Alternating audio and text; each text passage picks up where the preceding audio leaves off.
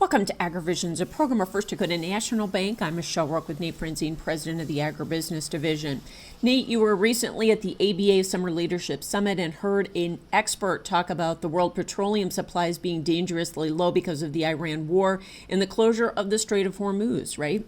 Yeah, this speaker was one of the leading economists with the National Petroleum Institute, one of our leading experts on petroleum. We all have to know that this is getting more and more tenuous the longer it's drug out. That's not new news. But when you start putting real quantities to it and start to realize how much the lack of shipping through the Strait of Hormuz is really impacting us, it starts to become pretty alarming. Couple that with the fact that the reason we've been able to manage it to date is countries around the world have been depleting their reserves. And, we're sitting at a point today where our reserves are, lower than they have been in literally decades, several decades. And so it feels a bit to me like it's not sustainable, and that gives me pause.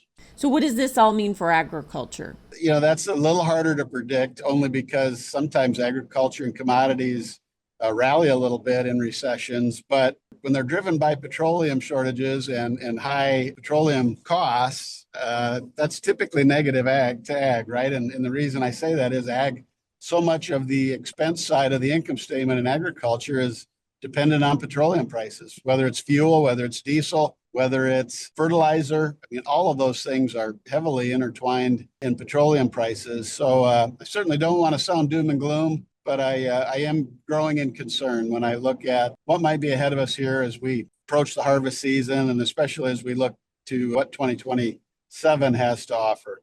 Thanks so much, Nate Franzine with First Dakota National Bank and today's AgriVisions.